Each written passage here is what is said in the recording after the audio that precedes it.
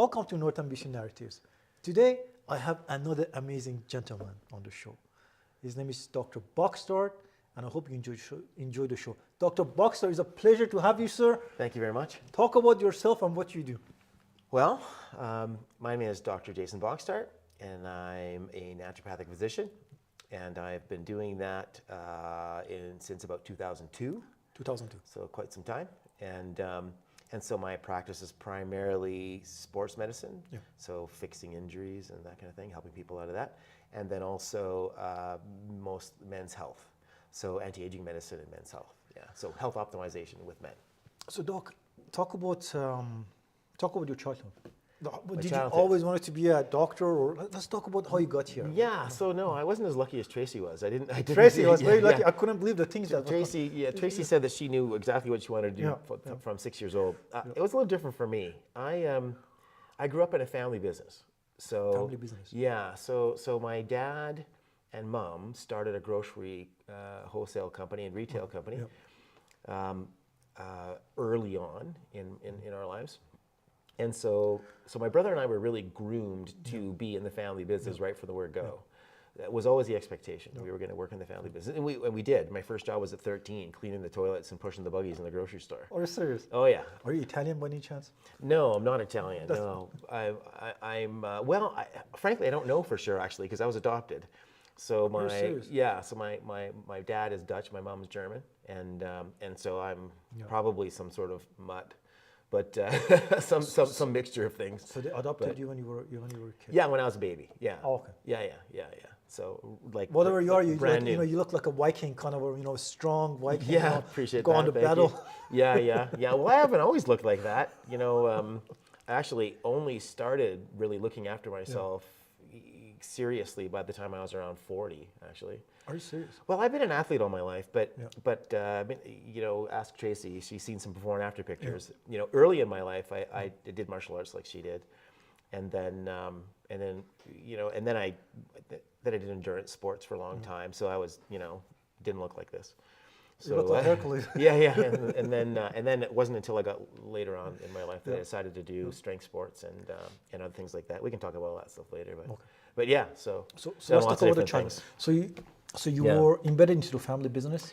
Right from the word go. Let's talk about those experiences and some of those influences. Right? Yeah. Because you're very driven. That really did shape my life.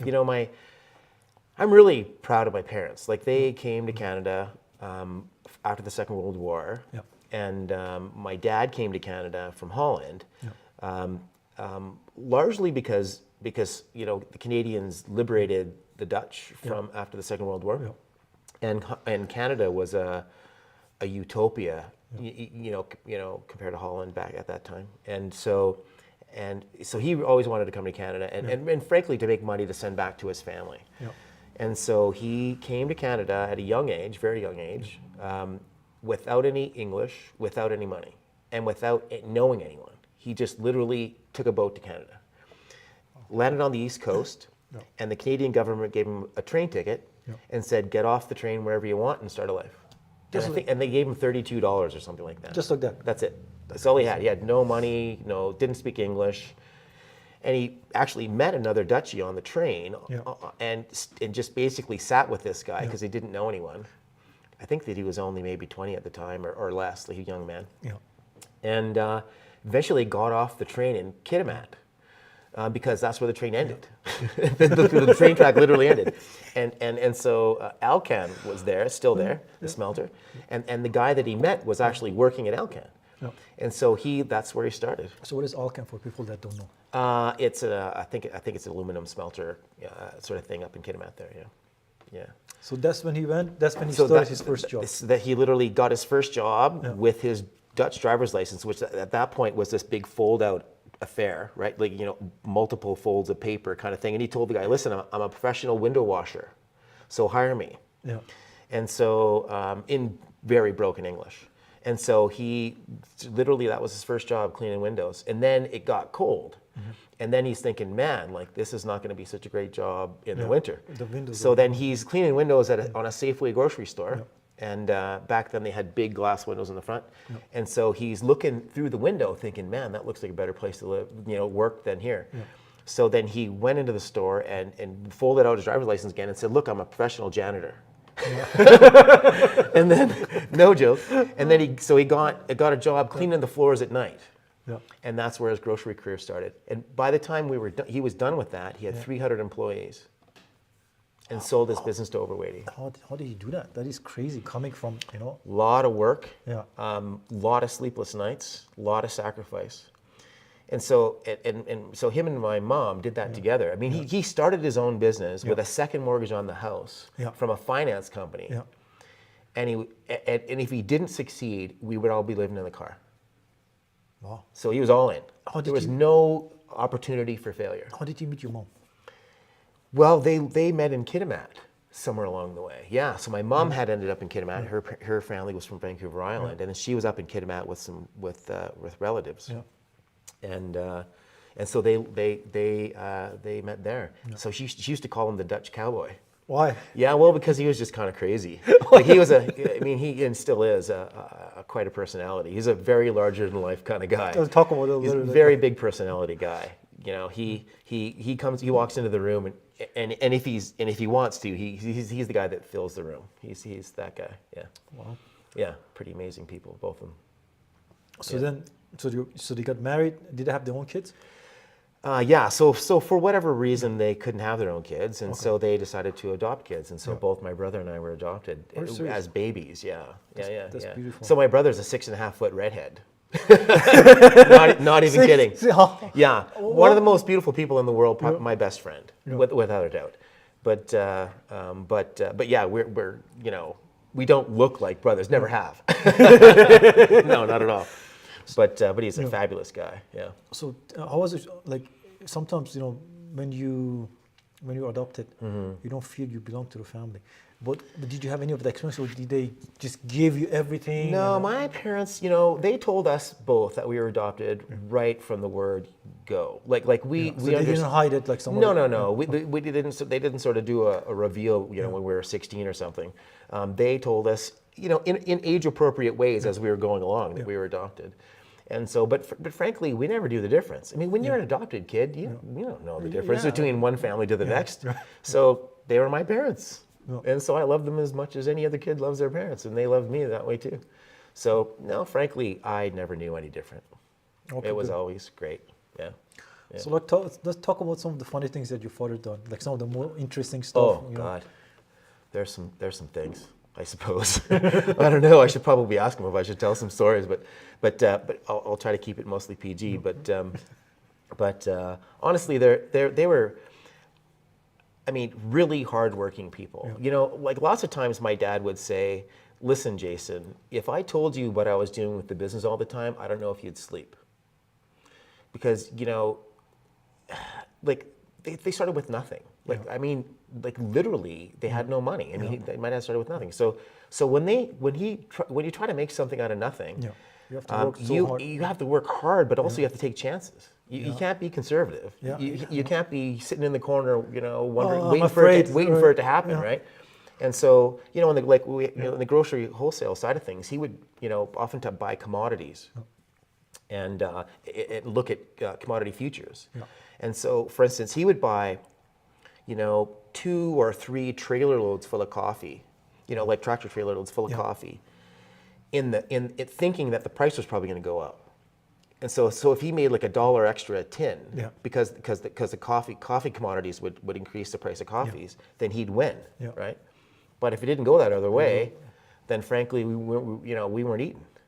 You know what I mean? Like when we were young, when they had their so they started their very first grocery store in Sapperton in New Westminster in the Lower Mainland. Okay. And he literally started that with a partner. Yeah. And he mortgaged the house, the house we lived in, so I got a second mortgage to finance his way into that grocery store.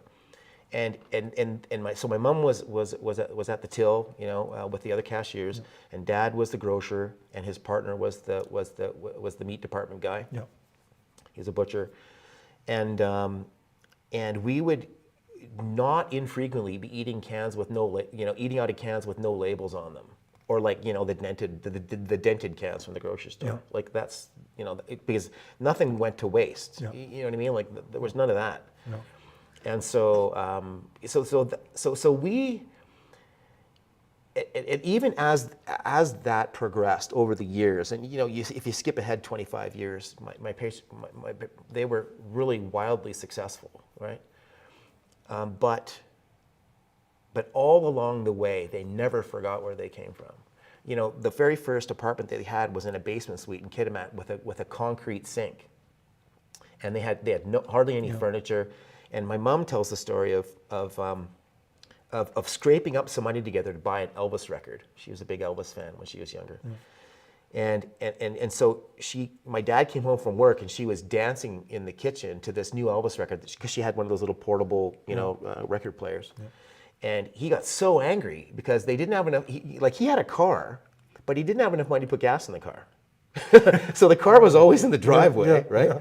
And so he got so mad because she bought this Elvis record because they had no money, right?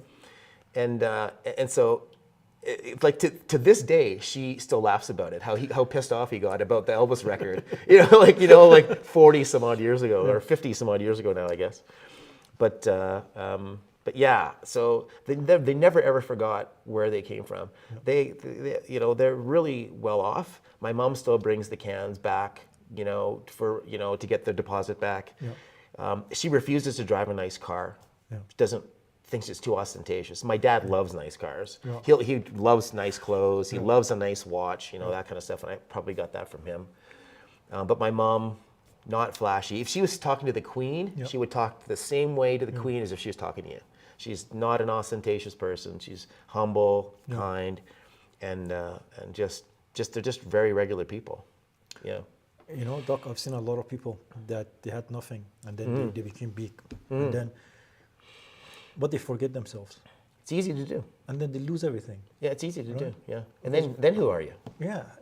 What is your core? Yeah, right? That's right. Your core, if money is going to change you of who you are, then you don't know who you are. Then you're not very solid. Yeah, because once you know who you are, inside, it doesn't matter how much stuff comes to you. Yeah. And you never forget where you come from. Then you can make a difference, right? But a lot of people, I don't know, like it changes them. I think sometimes it's crazy. It's crazy to see. So yeah, my parents have always been really grounded in that way. Well, you're gonna have to edit that out. You have to edit that out. So they've always been. Where did this guy come from? I don't know. Wow, We're gonna pause. We're gonna pause for a cut. Okay, let's go. So they were always very grounded, and they always made sure that we were. Frankly, to a fault. When I was younger. And we were in the family business, my dad always gave us the crappiest jobs and paid us less than anyone else. Always. Everyone knew that we were the boss's kids, right? And so there was always expectations around that. But he made sure that nobody was going to say, hey, look, they're getting a free ride, that kind of stuff. That is important, I think. I literally washed a public bathroom in one of the grocery stores in the worst part of Surrey. There was literally feces on the wall. I would literally walk into the grocery store on the Saturday morning. That was my weekend job when I was 13 years old. And the first thing that I would do is walk through the cleaning aisle, grab a pair of rubber gloves, grab some cleaning supplies, and go and spend the next 2 hours cleaning that toilet. I did not like that. That was not my favorite job. As a matter of fact, I was cursing my dad under my breath most of the time when I did that job. No joke. But in retrospect, I really respect them. Like, they never made it easy for us. They could have. We had friends who ran in the same circles, that they really, their parents really, I guess for lack of a better word, spoiled them, gave them everything because they could. And I know, now I'm parenting my own boys, reflexively, I want to give them everything.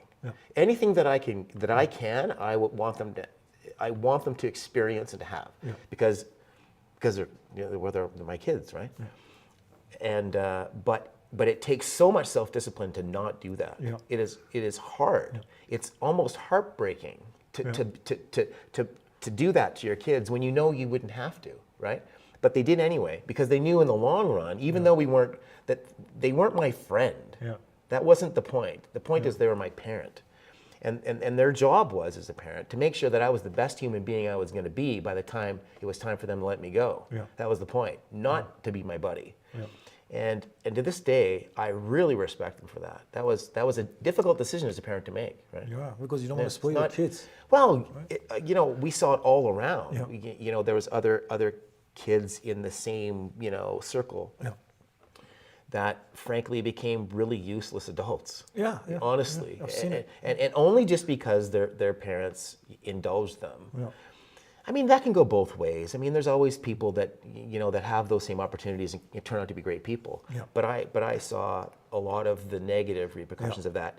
And only in retrospect, now that I'm, 56 and I have the opportunity for 20/20 hindsight, that, like I said, they made really difficult but good choices. Yeah. There's a saying, I don't know it directly, but it says, strong men create weak men. I think weak I know what you're saying. I don't yeah, remember. I know that one too. Yeah, then they create problems create strong men, then the cycle repeats. Yeah, that right? goes around. Yeah. Right. So it's like in business. Usually, second generation owners of family businesses, it fails. The majority of them, they fail, because you didn't have to kill yourself to get there. Yeah. So That's you don't appreciate all the stuff. But not only that, but you didn't fail all the way along. Yeah. That's the thing. Like this is I think some of the hardest part of parenting. This has been for me is allowing my kids to fail. Yeah. Because you don't want them to get hurt. You don't not just even hurt, but like not physically, but emotionally. You want to save them from the world. Lots of times, it's reflexively. That's what I want to do. And so, but if you don't give your kids the opportunity to fail, then how the hell are they ever going to learn? Or how are they going to embrace failure as a learning opportunity? They just won't. And so, but that's why lots of times second generation's business fail, because the kids did not have to go through the pain of getting to that place. You know what I mean? So but my parents made us go through the pain, no doubt about it. There's not much doubt there. It sounds harsh, but you know what? I think it's important. Like if I had kids, I'd put them through hell, because I want them to be much stronger when they come out. Because if they have everything, right? Maybe then they think the world runs like this. The world doesn't run like that. It's a crazy place. You have to the world is opportunistic and competitive. Yeah. So you have to be. Yeah. So you have so to if you're not competitive, then you're not not gonna get ahead. You're gonna get ahead. That's the way it goes. Yeah. It's unfortunate. So Doc, so these are some of your childhood experiences, which is very interesting. That tells me a lot about you, because every time I see him, like, this guy is solid. Now I'm getting like insight to like I understand. This, So then what happened after that? So when you get So older, we were involved in the family business, my brother and I both, and then eventually came an opportunity to sell the family business. Okay. My parents were in their 40s at that, sort of, I guess, late 40s at that point. My dad's health wasn't super great at that time, and so we were sort of wondering whether this was a good idea or not. Yeah. It was, Overweighty came along and wanted to buy the business, and this took some real soul searching. We actually, literally, as a family, went on a 2.5-week cruise together. Wow. And not because we did that before, we'd never done that. But the point was that we were going to spend a lot of time together, have dinner together every night, and talk about, and really contemplate, like really think about, out of our normal environment, whether this is what we wanted to do or not. It's not very often that you have a cash buyer for a business that size. Yeah. And it's a unique opportunity. And so we really had to think about it. In the end, we all decided that selling it was the best thing to do. And in the end of the day, it was, because the grocery business is an ultra competitive business with very slim margins, and the big eat the small all the time. This is how this goes. Yeah. And so the writing was on the wall. Yeah. Like that business was consolidating like crazy during that time. And so we either sold it to them, or they were just going to kill us anyway.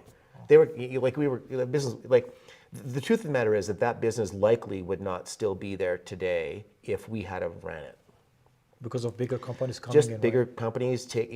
Yeah, it's like if you try to compete with a multi-regional business like with grocery. Yeah, say you decide you're gonna put your bananas on sale in or your milk on sale in one store. Yeah. In our market, we would have to match. But they can just increase a couple of pennies on in their other 300 stores, and they're even. We're still bleeding to death, right? Because we only have the one, right? Yeah.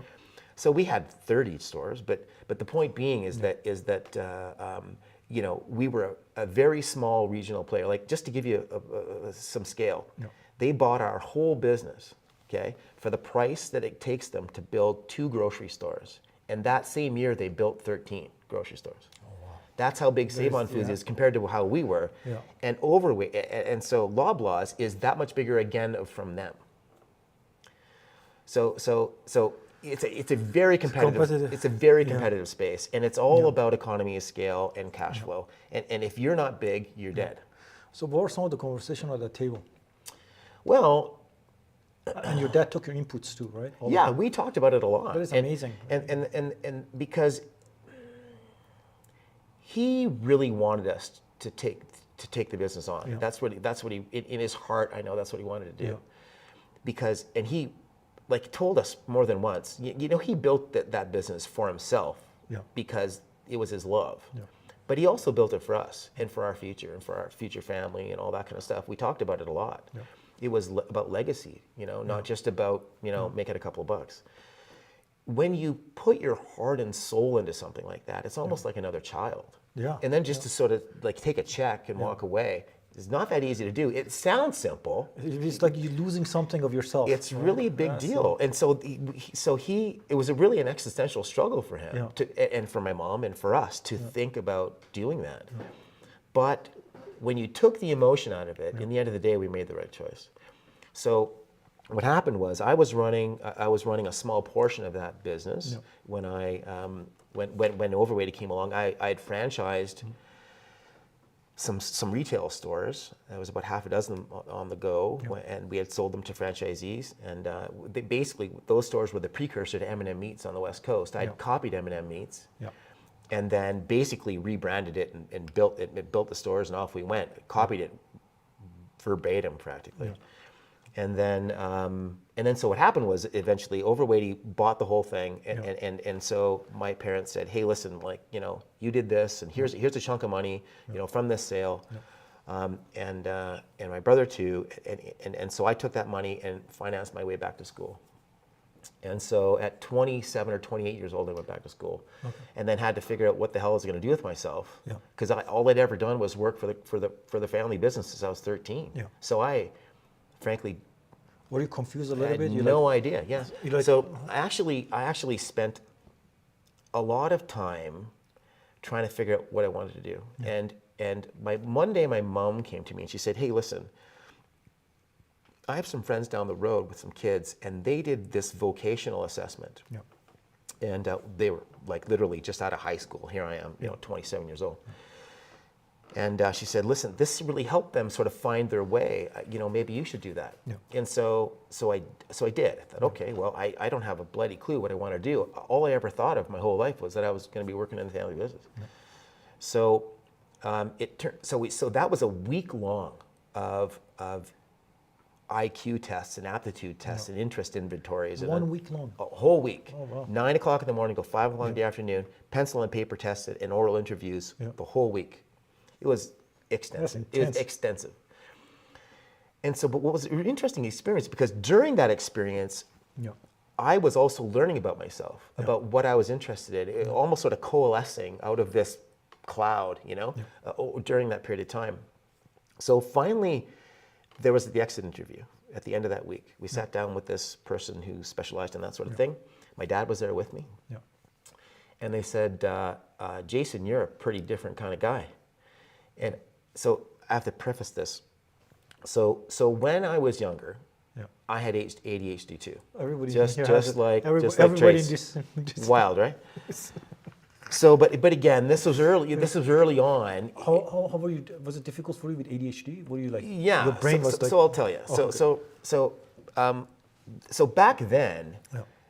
That was not something people were looking for. There was no discussion about ADHD. You got to remember, I graduated high school in 1985. I'm 56. You know, you don't look 56. You look 40. Yeah, but I'm no doctor. You got to tell me your secret I'm no before you spring go. chicken, I need right? to know. Well, that's the whole thing. I walk the walk.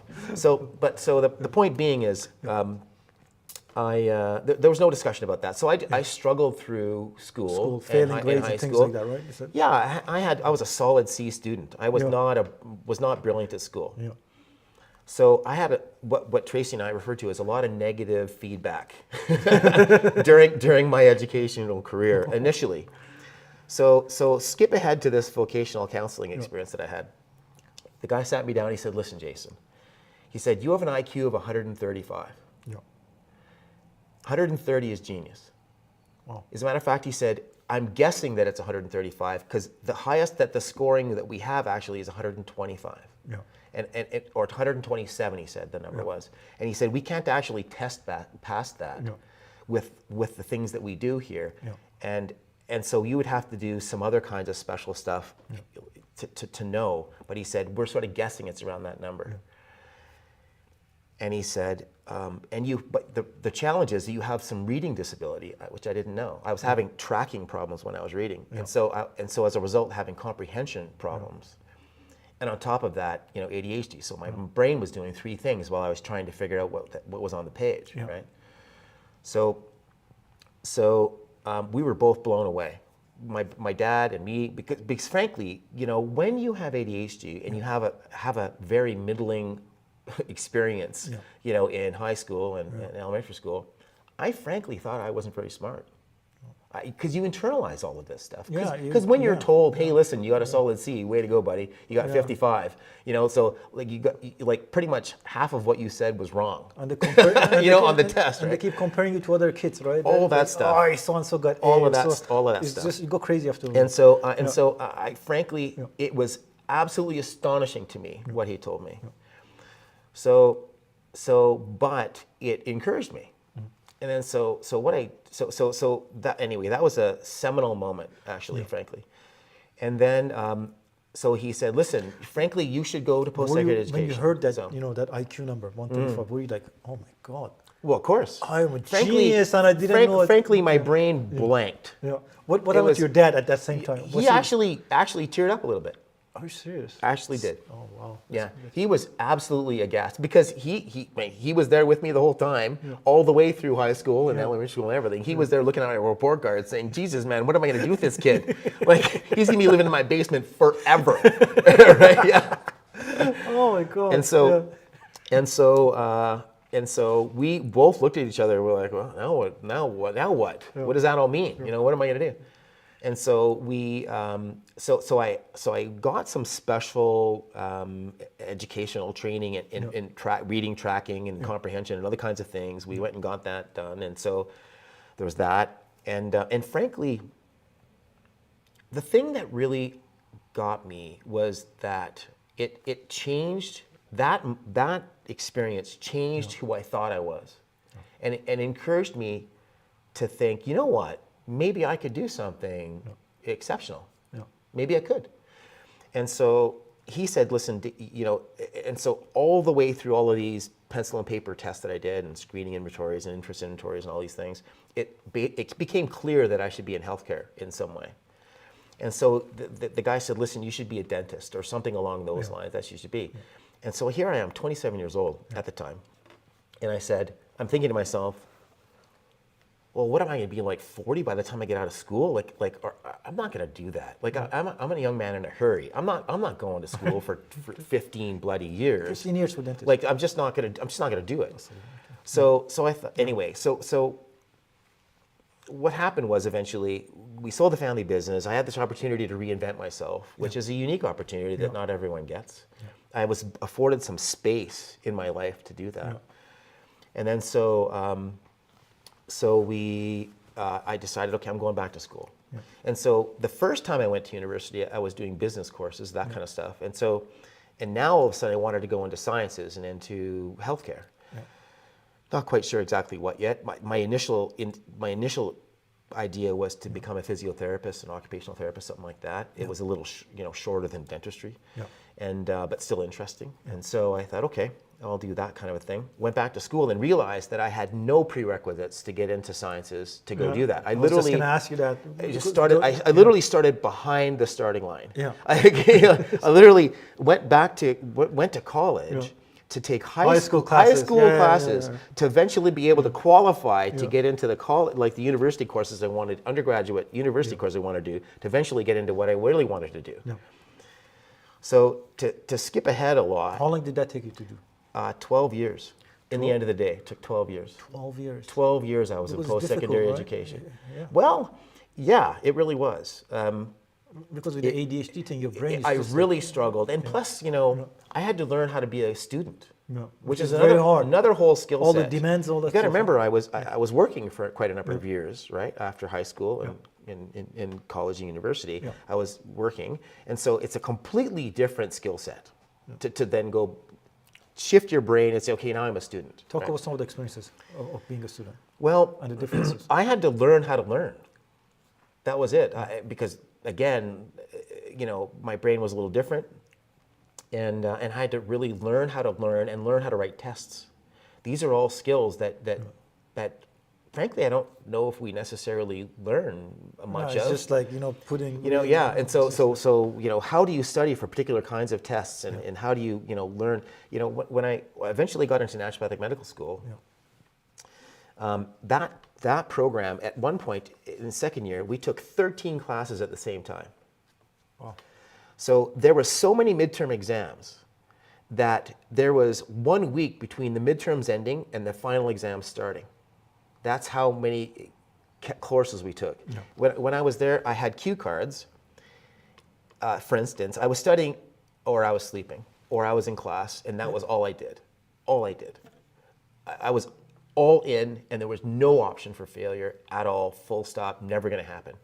So, and since I wasn't as good as a student as a lot of the people that were there, right? They were good learners. I was not so good learner. And so, but I knew that I could make it up in hard work.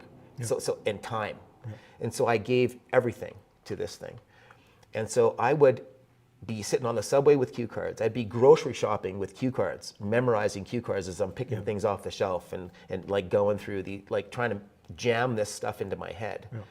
And then we'd write another exam and I'd dump that, and then go learn something else, And I busted my backside to make that happen. And I slowly became a better student, like a better learner, as I went along. And but I'll tell you that it was probably the hardest thing I've ever done. I've done some really hard things, and that was really challenging for me. Like I said, not only because the coursework was challenging, but also just because of volume. We took so many classes all at the same time, that the volume of work was amazing. And so I had to learn how to look at things for a relatively short period of time, put it in my head, and then be able to regurgitate it on an exam. And that's a whole interesting skill set to learn. But anyway, so that's what I did, and I made it through, and then started a career. Yeah, and it just turned out actually to be a really interesting career. So let's talk about how was the med school? How difficult was it? It was challenging for me. Like one of the classes I had the hardest time with actually was anatomy, because all the terms are in Latin. In Latin. Yes, in Latin, right? And none of it, like when you learn the name of a muscle or something, there's no point of reference for it. Yeah. There's no descriptive word, right? Yeah, it's not a descriptive name. It's a some Latin weird name that doesn't mean anything to me because I don't know Latin, right? So that was ironically, now I work with anatomy every day. Yeah, I work in sports medicine. This is what I do. But it was honestly the course that I had the most challenge with, honestly. And but it was definitely challenging. But what I found was actually that I really enjoyed it, and I immersed myself in the experience. I was on quite a number of committees, and and trying to improve the way the school was running, and all these different kinds of things. Because I was a mature student, I was older than a lot of the other people that were there, and so I thought I could contribute a little bit more, and so I was doing a lot of that, and which eventually moved into. In my career, I moved into advocacy for naturopathic medicine. I was the chair of our Canadian Association for a number of years. I sat on a number of committees for that. Did a lot of talks and conferences all over Canada. I sat on several different boards for charities involved in naturopathic medicine. So so I was always have always tried to give a lot back to the profession too. It's a relatively small but growing profession in Canada, and so I wanted to, especially earlier on in my career, I really wanted to bring some advocacy to that, and frankly, provide a rational face to naturopathic medicine. You know what I mean? Yeah. It's a lot of times the public. You wanted to improve it. Well, a lot of times the public perception of naturopathic medicine can be that it's a little, creative on the science side of things. No, I think it's purposely And, done because yeah. the natural medicine, it does so much Yeah. stuff for you. In my culture, Yeah. every neighborhood Yeah. there's a naturopath. You go in there. Yeah. I'm serious. Like I was a Yeah, kid. I I remember understand. you go Yeah. there. You go, I'm sick. He looks at you and he gives you all these herbs. You take Yeah. it. Oh, sir, you feel better. Yeah. Right?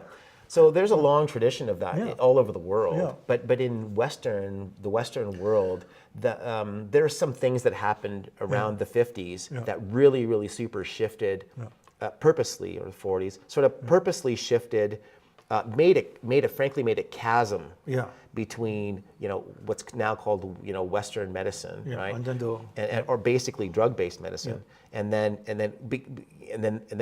because like in Canada, like in BC in particular, naturopathic doctors were regulated under something called the Drugless Practitioner Act. What is that? Well, that was the regulation that naturopathic doctors were under.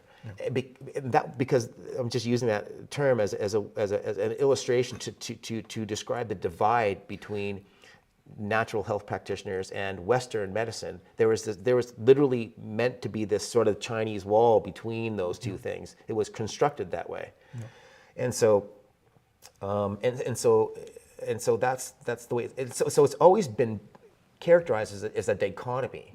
Right? There's this and there's this, and nothing shall come between. You know what I mean? Like there's just, it's ridiculous. It's always been the way that it has been, and for a long time. And frankly, I've spent a lot of my career trying to bring those things together in a rational way that respects both of those bodies of knowledge. Right? There's a lot of benefits to Western medicine, and I prescribe drugs every day. I understand how they work. I understand their proper application. It's a big part of my practice. But also, I have a deep and abiding respect for the power of nature and the power of the body to fix itself. If you just get out of the way, you know what I mean. The body can heal itself. Yeah, well, everyone knows that. You cut your skin, you cut your arm open, and then it fixes itself. Yeah. I mean, that's I don't That's the understand. power I of don't the understand. body. I don't understand how that's even a debate. But so people ask me like, what's the difference between a medical doctor and a naturopathic doctor? And really, the answer is not much. But lots. In that the training is very similar in lots of ways, because frankly the body only works one way. You know what I mean? Like you either understand how it works or you don't understand how it works. So there's not a lot of middle ground. But the difference is perspective. It's and maybe some of the tools that we use. But that's it. So and so there's frankly way more in common than there is different. And so it's frankly not that difficult to bring them together once you realize that. And frankly, because the dichotomy is frankly a construct that has been built by people that want to build that narrative. That's all. That's all it is. In a lot of cultures, I'm talking about Middle Eastern cultures, some Asian cultures. These two work side by side. Absolutely. Like in my culture, like I remember when our family members would get sick, they would go to a naturopath, then they would go to a doctor. And then they combined the medication, just making sure everything is. It was normal. We never had I'm right. There was no tension between the two. There's no tension. They work together. The doctors, they would call on the phone and talk to each other, right? So here, for a variety of reasons, there's. Like I said, that the dichotomy is a construct, way more than it's a real thing, and so people ask me all the time, do Tracy like when they learn that I'm a naturopathic doctor, Tracy's a medical doctor, people have said to me, do you guys argue all the time? Like, do you argue about medicine? And we never do. Never argue about medicine. Because never. that's what they want you to think. Yeah, that's what I'm what saying. people want to think. That's what I'm saying. It's Yeah, all yeah. about division. They assume that right? it's that there's this division, and you know, I've got my camp and she's got her camp, and we're like this. And the truth of the matter is that nothing like that at all. Yeah. She obviously has her strengths, and I have my strengths. Yeah. And we were totally respect that about each. Like even just today before we came here, I was writing a prescription, and for a medication that I don't prescribe all the time, an inhaler, and for asthma. And I said, hey, you know, how do you write that again? And she just, you know, said, oh yeah, write you know, and away we went. And because she does it all the time, right? And so I'm just refilling a prescription for a patient that just needed that, you know. And so, you know, so we don't have arguments about medicine, honestly, for a lot of reasons, mostly just because we respect each other a lot, but also because because like I said, we have more in common than we do differences. That's for sure. Well, you know, the more we are separated in everything that in this life, the more, you know, weaker we become, right? Absolutely. Nobody's smarter than all of us. It's one of my favorite sayings. Nobody. Exactly. Yeah. Right. But if you're all separated, you might think we are not smart, and then we are much weaker, right? Absolutely. So and probably easier to lead. Yeah. But anyway, that's another conversation. It's crazy. It's crazy. Yeah. It's crazy. But anyway, we both love working together. And frankly, our views on medicine and how to apply it, frankly, aren't very different. At all. So, Doc, you graduated from the school. Right? Yeah. What were some of your experiences while you were studying these things? Well, frankly, it's largely a blur. My head was down a lot, you know, studying. But I was. Were you like, you know, I am made for this. This is my dream. Or you're like, you know, I'm doing this because I want to do something. Or you're like, no, this is what I want to do. All of it. All of that was true.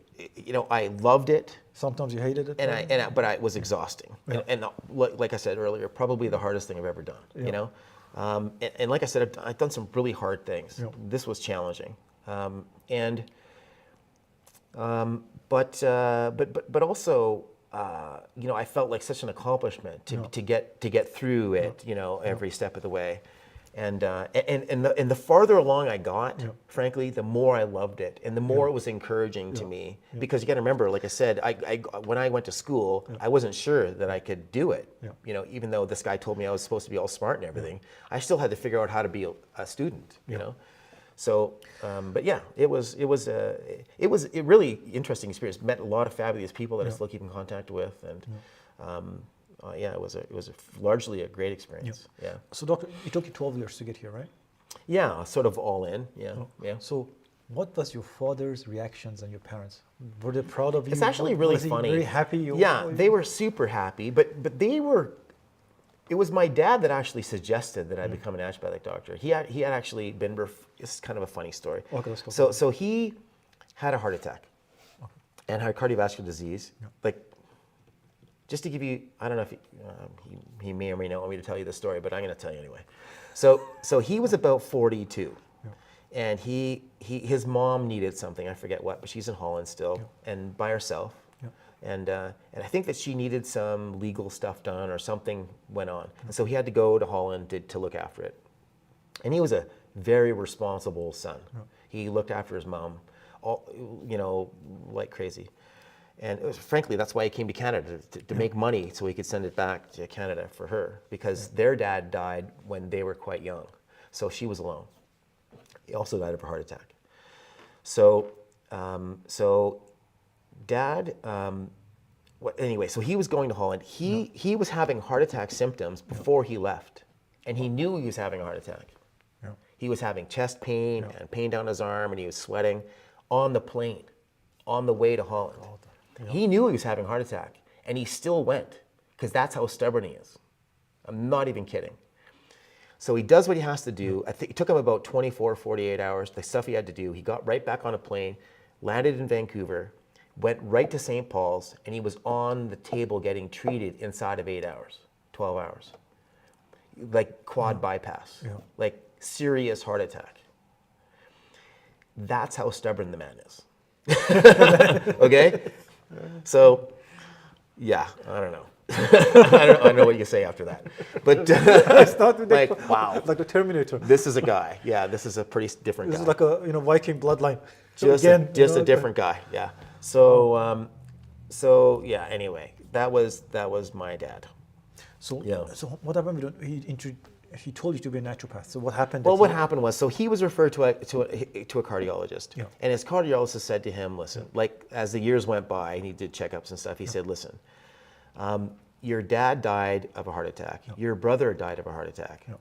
Your other brother died of a heart attack on the table getting another bypass. So this is genetic."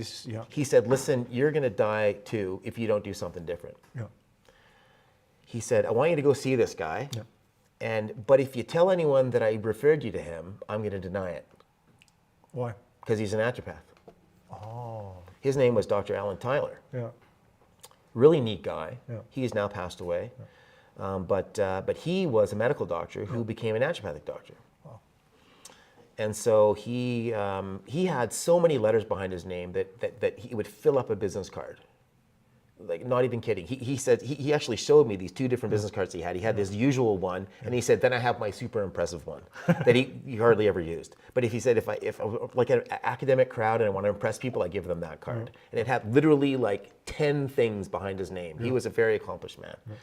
Anyway, so Dad met this guy, and then he comes back to me and he calls me up. I was in Toronto. No, I was in Edmonton going to U of A at the time, and getting a science degree. And he said, "Hey, listen, I think I maybe found something for you. You should probably meet this guy." Yeah. So I get on a plane, whip down to Lower Mainland, and spend a couple of days with Dr. Tyler. And I thought, man, How was the conversation with Dr. Tyler? well, it was really neat. And I mostly just followed the guy around and put my hands in my pockets and didn't say a lot. What did you see? Well, he was counseling patients and talking to patients at the time, and so I would, with their permission, sit in the back corner and just sit there and listen. I was a potted plant in the back corner, and it just really impressed me because he was an amazing physician, which didn't hurt, but also I thought, man, I could do this, and it, for whatever reason, it just resonated with me that I could really use, if I could do that, I could really help people. And frankly, in the end of the day, that's what resonates with me. That's frankly what Trace and I both love. We both love practicing medicine. It's frankly part of who we are more than just a job. It's really a calling, you know? And so, what did you saw there that you were convinced? What are some of the things that, well, if you can talk about? Frankly, it wasn't the technical part of it. It was the fact that he created really powerful therapeutic relationships with his patients because he had the time to do that. Yeah. He was a private practice, so if he wanted to sit down and talk to an hour with his patients, that's what he did. Wow. An hour at a time. And Could you you figure imagine, out right? everything that is wrong with them. And really have a chance to talk to them. This is, and like I said, create a powerful therapeutic relationship. And listen, and the therapeutic relationship is a powerful component of a physician's ability to help people, right? Why? Well, because they trust you. And if you become a good listener, right, and you stop talking and you listen to what people have to say, all of a sudden now you get things. Not only just from what they're saying, but how they're saying it, what their body language is, what they look like. Like you sit back and you, like frankly, after 20 years of medicine, and, you know, Tracy will tell you the same thing. You can sit down across from someone and pick up a lot because we become really good at observing, to see things, see how everything, skin, hair, nails, how people sit, what they look like, how they talk, everything you bring in. It's all of it comes in, right? And so, I mean, I don't like to say that out loud very often because it just freaks people out a little bit when they, you know, when they think that you're looking that hard at people, you know. But the point is that I thought, man, now that's something. This could be something that could be really powerful, not only in my own life, because that sounds selfish, but frankly, in people's lives. And so and plus on top of that, you know, from a sort of career standpoint, I thought, man, if I'm to compare that to physiotherapy and occupational therapy and those kinds of things, this kind of thing allowed me a lot more autonomy. So in that, I'm a primary care provider, so I don't have to ask the doctor, what should I do? I'm the doctor. So I'm making the calls. Yeah. And you got to remember, I was self-employed and grew up in a self-employed family for a long time. So autonomy is important, right? I frankly make a crappy employee. I'm really good at running the show, but I'm not so good at following along, right? Because I'm frankly just want to take my own path most of the time, right? And so that's also resonated powerfully with me, that I could really I could use that as a springboard to make my own way, as opposed to having to follow along or have to be, work for someone else or have all these other kinds of things or be an employee somewhere. I wasn't beholden to anyone. And I loved the idea of, because that's what I grew up with, of starting from nothing and making something out of nothing with your wits. And your father was a perfect example. That's exactly so right. You knew it was possible. So I knew I could that was doable if you worked hard and were diligent and frankly cared. You know what I mean? Then you could make something of yourself. And what's really interesting about naturopathic medicine in Canada is that there is almost no institutional supports for that profession. Like there's no government, handouts, despite the fact that it costs about $250,000 for that training, right? So you really have to make your own way, and so there's no MSP to pay for fees to come see me. I used to teach in the medical school here in Prince George. I was one of the first naturopathic doctors in Canada to have a faculty position in a medical program, and only just because, frankly, it's because I was in Prince George, and it was a small enough community that faculty members and other people met me and saw that that maybe I could be something that can contribute. And so if I lived in a larger center, I may not have ever had that opportunity, So that created opportunities, and so, but anyway, I just so you wanted saw to the do that doctor. kind of stuff. So you saw what the doctor did. Yeah. You decided right there that's what you want to be. Yeah, I did. So you went back, and what happened? Well, I went back to U of A, and then my dad said, "What do you think?" And I said, "Man, I think I really want to do that." And he said, "Well, I'll tell you what." He goes, "Dr. Tyler liked you, and he's going to write you a recommendation letter to the school in Toronto, or the one in Seattle if you want to go there, Tacoma." And so I thought, well, the exchange rate was killing us back then, and going to the U.S. was going to cost a whole lot of money, and so I thought, well, I'm going to go to the one in Toronto. So that's what I did. And don't regret it. Fabulous school, and great people, diligent, hardworking, and passionate people about naturopathic medicine there. And so that's what happened. Off I went, and it was a big gamble. I mean, that is a lot of money and a lot of time. And if you don't make It's a risk. You have to take a risk. You're done. Right. Yeah. And so there was attrition in that program. About I don't know what the number is, but a fair number of people didn't make it through. It was a hard program. It's hard, really hard, frankly, and academically challenging on lots of levels. Not only because learning medicine is frankly not that easy, but on top of that, we had to learn all of the other kinds of systems of medicine. We had to learn about homeopathy, about traditional Chinese medicine, and about Western botanical medicine, and about physical medicine.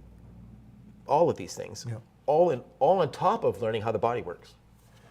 Wow. So, in the end of the day, I think it's such a strength to be able to pull from all these different systems of medicine that really, frankly, are all talking about a different way of looking at the body. I liken it to a bunch of blind people standing around an elephant and touching a different part. They're all describing the same thing, but it's all different. You know what I mean? That's very like what it is. All these different systems of medicine we had to learn. Not all of which I use in my practice, but it was an amazing experience to be able to learn how the body works from all these different perspectives. Chinese medicine and qi and energy and homeopathy and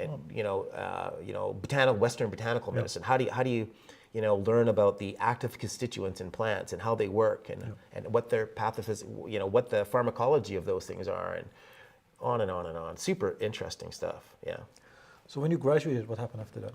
Well, so then I started looking around for what to do, because there is no big job, especially certainly 20 some odd years ago, there was no big job list about where are you going to go.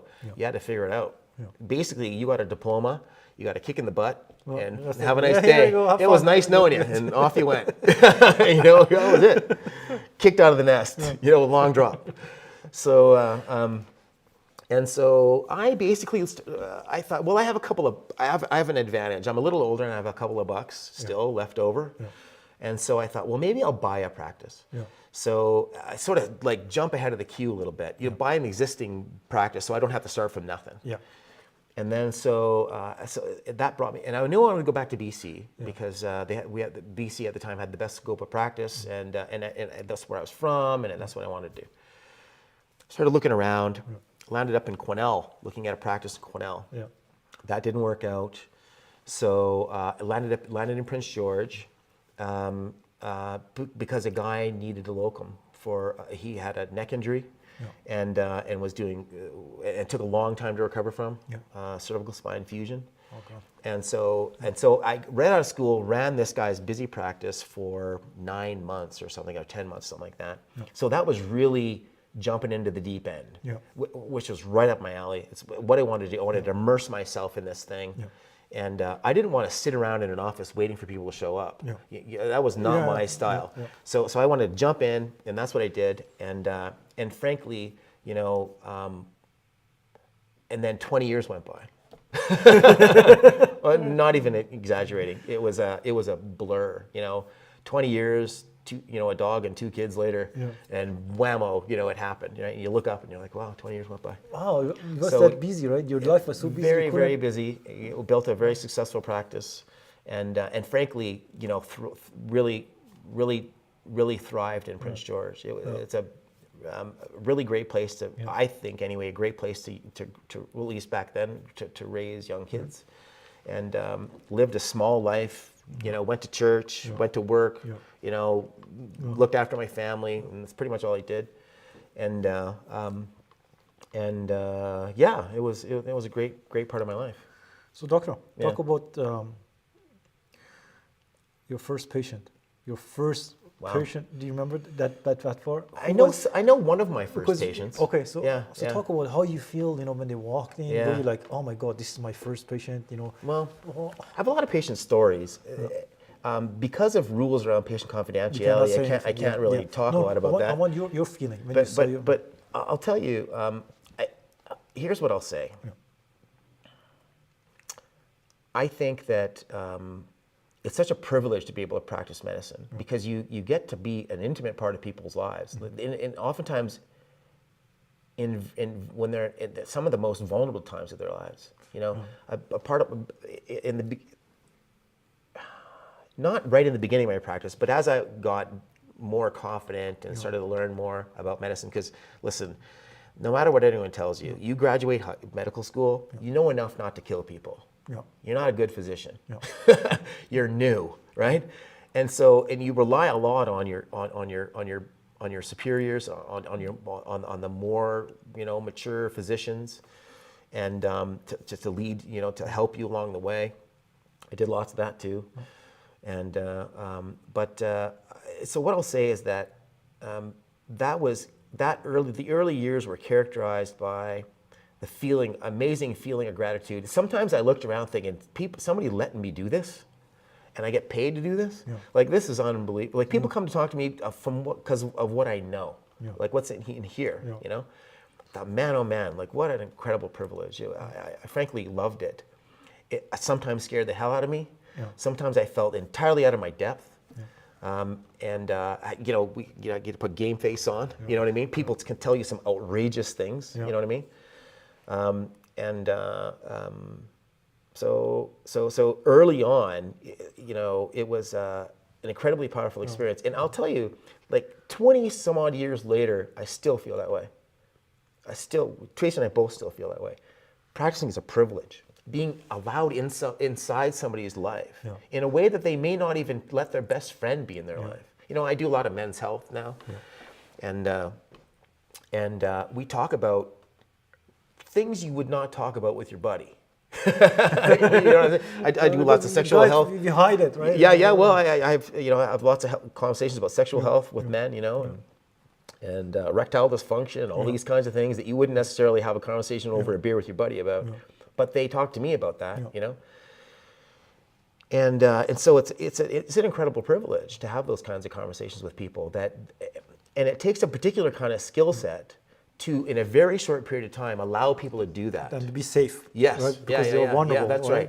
And so oftentimes I'm you know, when you get the right feeling from people, I'm quite friendly with people, open, and even about my own experiences, you know, so that they know that, hey, listen, this guy's not some standoffish doc. This guy is real, raw, and he's real, walking the same walk as I am, because I'm a 56-year-old man too, you know, and he's walking this walk with me, and I think that I can talk to him about this stuff. You know what I mean? And so that's so it's an incredibly powerful experience, frankly. I think a lot about like what you do. You're a documentarian.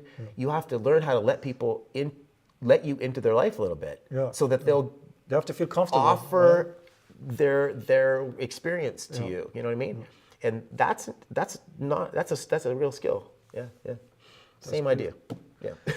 So, Doc. Yeah.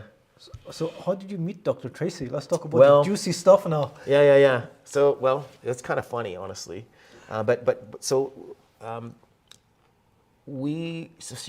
She was a patient in my practice at the time. There was multiple physicians in my old practice, and so she was going to my practice. I saw her around, you know, as I'm rushing between rooms and this and that. Frankly, gotta say, didn't think much of it. You're a doctor, right? And which is another lady that happens to be coming to our practice.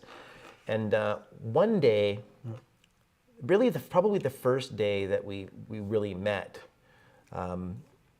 Anyway, I suppose that part, I just sort of knew that she was around, right? And it was interesting, frankly, that a medical doctor was coming to a naturopathic doctor's office for help. Were you curious, what is she doing here? Not really. I was busy. Doing other stuff. And so it's like, okay, well, that's just another person that happens to be in the practice. Dr. Tracy's. Honestly fair. It's just honestly the truth. And so I didn't really think a lot about it. Anyway, so skip ahead quite some time, honestly. And we happened to meet in a group of people that were riding with a group called the Wheeling Warriors up here in Prince George. And there it's a group of largely healthcare practitioners, but a lot of people also that have had cancer in their lives or they're cancer survivors. And they raise money for cancer research that mostly stays here in Prince George. And I thought, you know, so my brother had lymphoma, Hodgkin's lymphoma, when we were quite younger. That left a mark on me, you know. And so I thought, oh, well, at that time I was looking for something, I think, to do other than, you know, what I was doing. And I thought, man, this could be a powerful experience. I'd heard that this was a really interesting group of people. So I thought, well, I want to be part of that. So I sort of wheedled my way into that group of people. And then, you know, just like she said, we both had kind of weird schedules that didn't necessarily jive with the rest of the group that may work 9 to 5. But neither one of us wanted to really suck badly, because what I mean to say is that at the end of this training period, with this group of people riding their pedal bikes, you know, on the road, that the fundraising component was a ride that's 100 kilometers a day for 2 days on the weekend, and which is a long way actually on a bike for me. And so I had to practice, you know, because I didn't ride a road bike, you know, then. And so I thought, okay, well, I need to get some seat time in to sort of not be on the side of the road wondering why the hell I was doing this. And so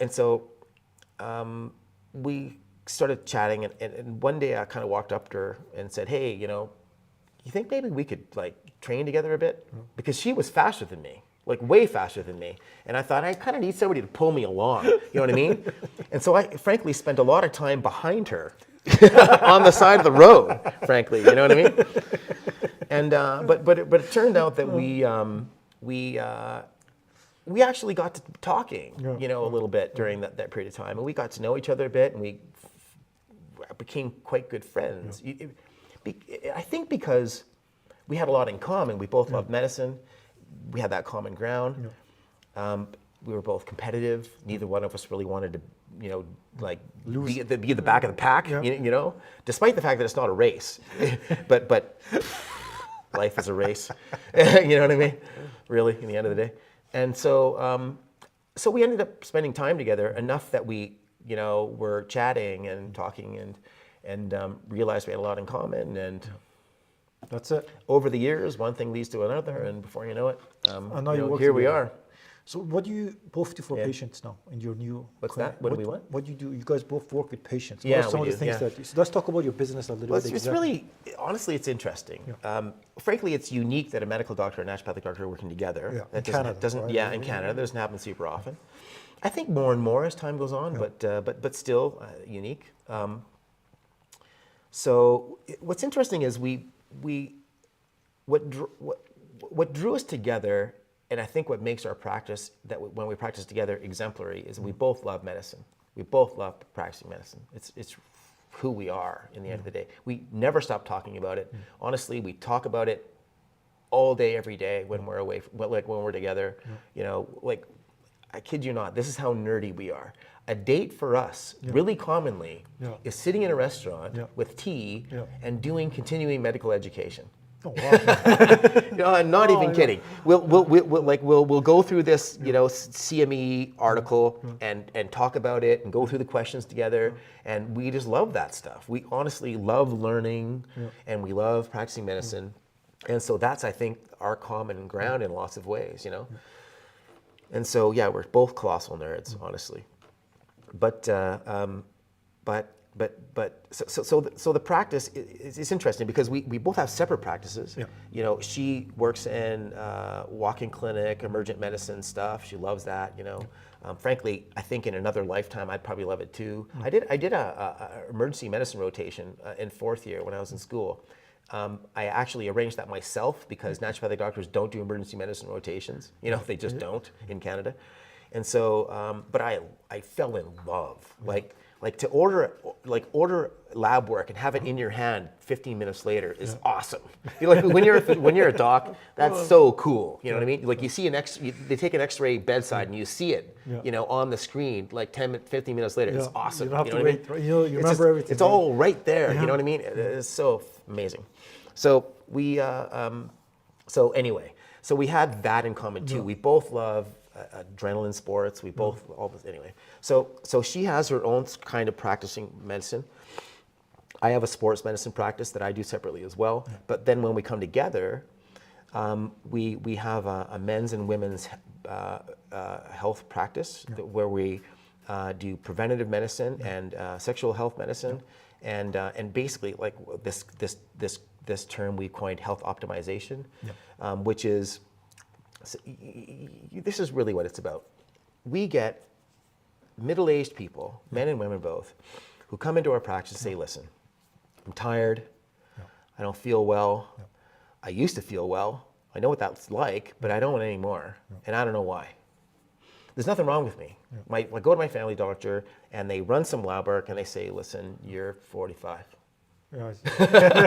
That's why you feel that way. And frankly, they're not wrong. I'm not disparaging family medicine at all. I love them all. But so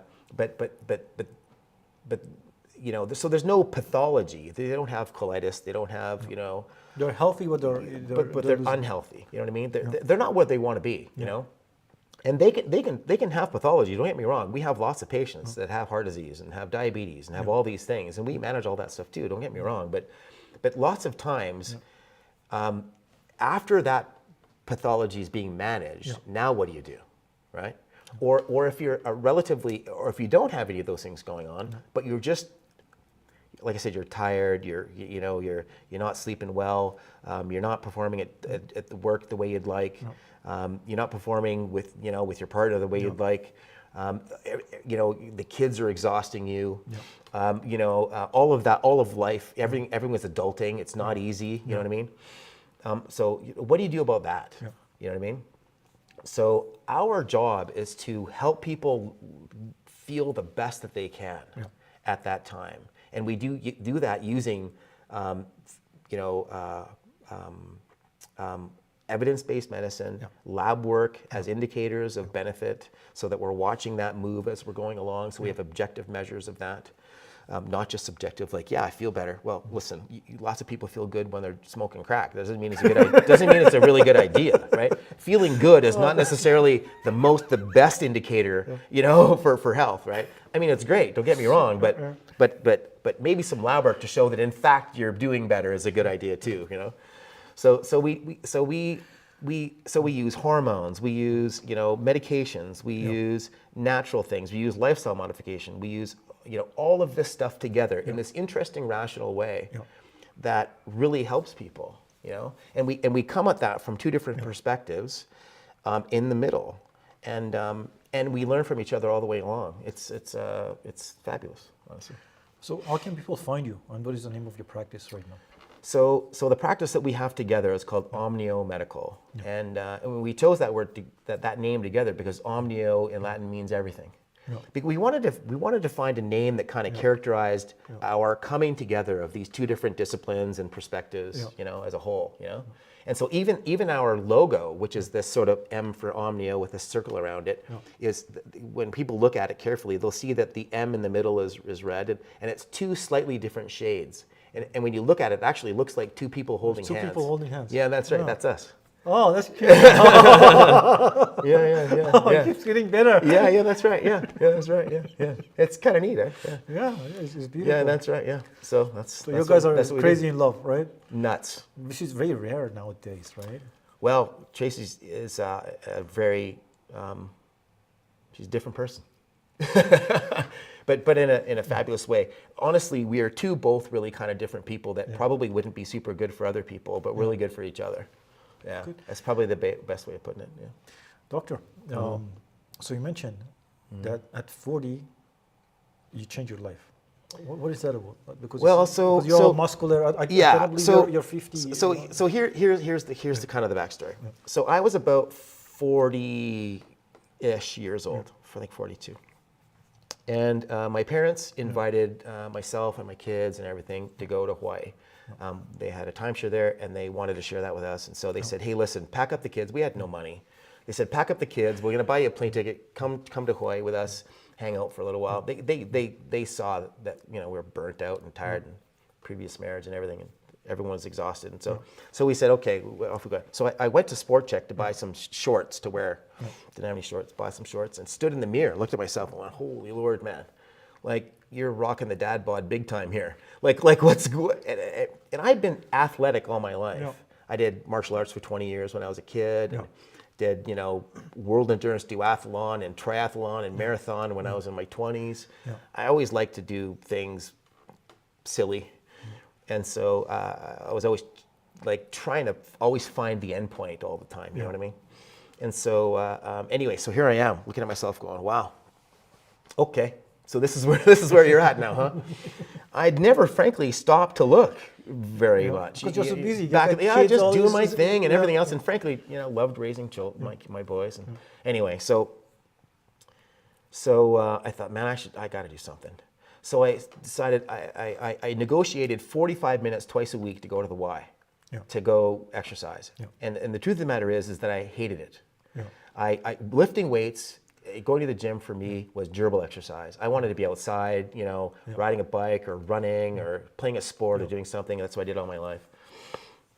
So it was against the grain for me, but this is what I had time for. So because the deal was I had to be home for dinner. Yeah. Right. I mean, that was like sacrosanct. Being home for dinner, sitting at the dinner with the table with the kids. That was really important to me. So I literally carved out time in my day, like literally left work early to be able to go to the gym for 45 minutes, military strike, in and out, And eventually, don't talk to anybody. Yeah. I just did they literally didn't talk. I just went in there, did my thing, and left, And but after a while, I kind of learned to like it. And the thing I liked about it was that I could see myself getting stronger. The numbers on the weights were changing as time went on, and that resonates with me. I'm seeing it different. Results. There's some results, and I'm a numbers guy. I want to see things change, right? And I want to be able to measure the change, and this allowed me to do that. And so I thought, okay, well, and that progressed on, and then a patient of mine said, "Hey, if you like that kind of thing, there's this other gym in Prince George." That maybe you might be interested in. And so that gym was called X Conditioning. and there's a really an exemplary group of people running that gym that were a unique bunch and people with amazing skill set in weightlifting. And so I went there and got totally carried away. I mean, I eventually went to Worlds for powerlifting in 2016. Wow. I was a competitive powerlifter for several years. I had 7 Canadian records in my weight class and age class. And which isn't frankly very hard, because who does powerlifting in their like their 40s, right? It was a small group, but anyway, as an aside, I did all this stuff, and then and so really learned to enjoy that. Eventually realized that was probably going to kill me, so I had to stop, and frankly stop that sort of around the beginning of the pandemic kind of thing, just before that. And then and thought, okay, listen, Boxstart, you're getting a little old for that kind of shenanigans. You should probably settle a little bit. And so I ended up just going to the gym like an everyday person and doing my thing there, and still enjoy that. And Tracy and I do that together all the time, actually. Yeah. So it's never too late. No, honestly, it turns out that the science is really on my side here. So retaining lean mass as you age is an indicator for a reduction in all-cause mortality, which means dying of anything. So losing lean mass as you age is a risk factor for all-cause mortality. It's a powerful indicator of aging. So if you want to age well as a man or a woman, exercise is the best tool that you can find, and for lots of things. I mean, heart disease, diabetes prevention, mental health. They are better. Exercise is better than all of the drug interventions. All of them.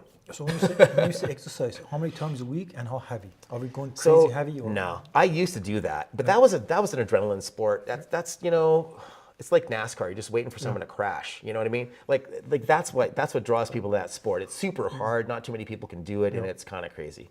So I don't do that anymore. But I really respect the people who can do it. It's frankly, it's the kind of thing that not everyone can do. I think Tara Weber won all of those people. She won multiple world record holder. World record, I think. Honestly, seriously, they are exemplary human beings in terms of their ability to do that kind of stuff. Her and Mike and these other people that I used to lift with, amazing people, frankly. And the discipline that it takes to do that is unbelievable, honestly. It's insane. And it's frankly painful. That sport is painful. It is not something where you go, man, I feel like $1 million after I did that. It's hard. But anyway, but like so many things in life, really rewarding, even though even though it's hard. So nowadays I lift like a regular person, but frankly I do that, and so I love teaching other people about that and how to do that well. Do you do heavy or do you do medium? No. I do medium. Medium. Okay. And so after I left that part of my life, I had to frankly learn how to do all of that. And so I have, and so now I lift for longevity, not for big weights, not to be a gym hero, right? Okay, good, So I do that to age well, but also and to look well, look healthy, because frankly, people are drawn to my practice and they look at me and they say, hey, this guy's legit. I mean, like, I'm not just saying stuff because I read it in a book. It lends some legitimacy to your practice. If you say, well, not only is this possible, but I did it. Look, I did it. I'm just a regular guy. I'm not anything super special. I can do it. So can you. You know what I mean? So how many times a week you think is normal? A few times a week. Are we 3 or 4? 3, 4, 3, 5? 4, like Some that. people go 7. Is that okay, or it's too much? It's just. It depends on what you're doing and who you are and where you are in your fitness journey. Like if you're just starting out, you haven't seen the inside of a gym in 20 years. You know what I mean? And you used to be fit in high school. And now you're gonna go 8 days a week. Now you're going back to the gym. No, frankly, I would say start slow. Like work your way into it. Like the kind of plan, the kind of thing that people can do is not always this Olympic sort of exercise program. You start where you're at, work your way into it, find something you like, because frankly, the rewards are over the long term. Not over 3 months. You know what I mean? So think of it like a vector, you know. So like this for the crowd, right? So camera. So you can make a relatively small difference, right? Yeah. And in the short term, that doesn't look like very much difference. But then expand that over 15 years. Then it's like, okay. Now it's a big difference, and it's right? sustainable, right? Right. That's the thing. So the power is in time. Yeah. It's not in, so don't kill yourself in 12 weeks. Because listen, if you can do something for just as long as you can hold your breath, that's frankly not going to make it's not really going to make a difference in your life over the long term. Doctor, this is the same. Yeah. This is also applies to business, right? You have Absolutely. to, instead of, because there's no way you can build, you just keep being consistent and slowly things become And good. so exactly the same thing with health and fitness. Listen, prevention is not sexy. It's about as exciting as driving on the right-hand side of the road. Nothing happens.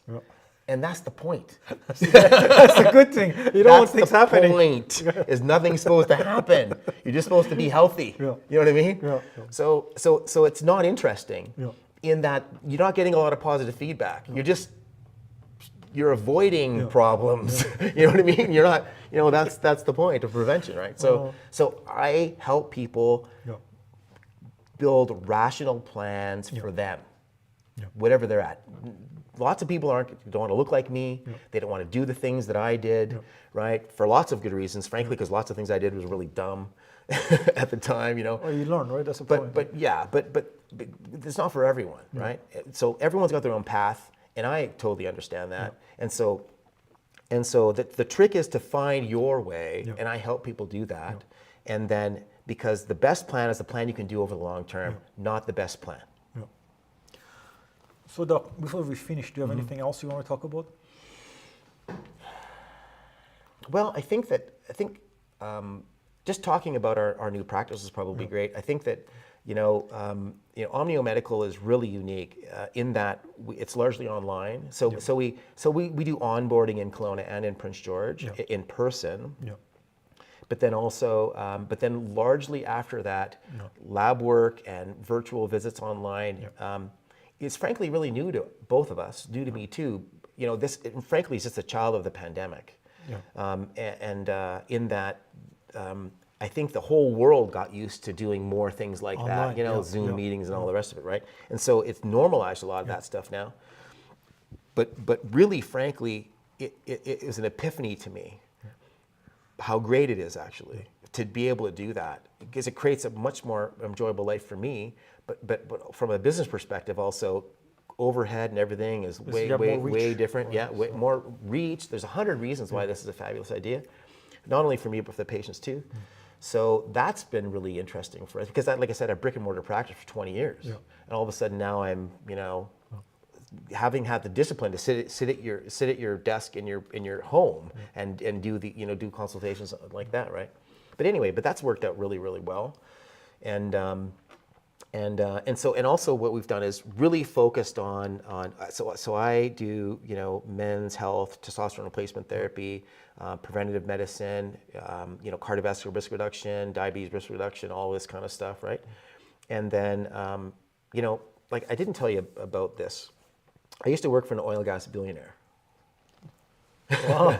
Yeah, I did that for about 6 years, and he decided that he wanted to build he wanted to build and then study and implement what's called a primary prevention program for heart disease and diabetes that was largely philanthropy. He was doing this all out of the goodness of his own heart. And so my job at that particular organization, it was called Pure North Synergy Foundation.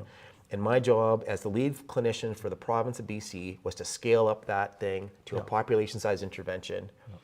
And so that eventually scaled up to something close to 25,000 people. Wow. So I had teams all over the province that I was responsible for, and all of those people that I was responsible for. And what we studied, what things actually moved the needle on lab work. Objective measure, not just what people felt like, but objective measures of benefit over time.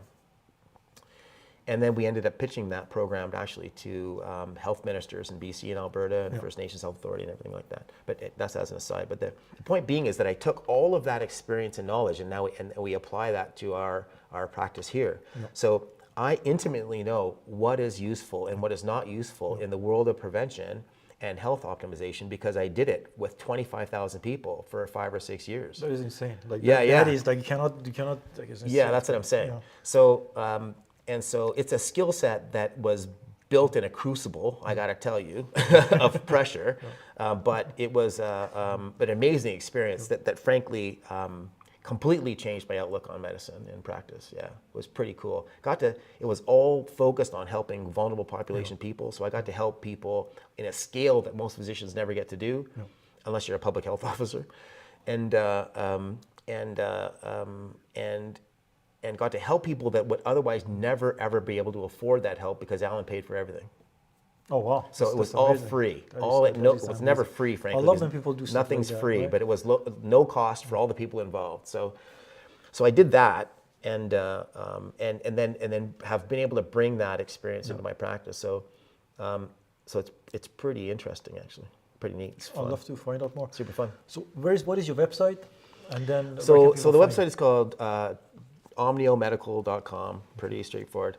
And there's an online scheduler there. People can book appointments just online, and way you go. It's technology now. It's amazing. Okay, perfect, Doctor. Yeah. It was a pleasure to have you on the show. Thank you very much. I hope to Thank see you you. soon again. Yeah, thank you. Okay, I'm gonna finish it up. Appreciate that.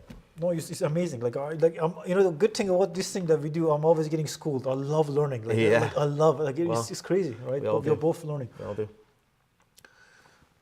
Thank you very much for joining us on this episode, and I hope that you have learned something new. And if you need help, you know where to go. Thank you. Have a great day.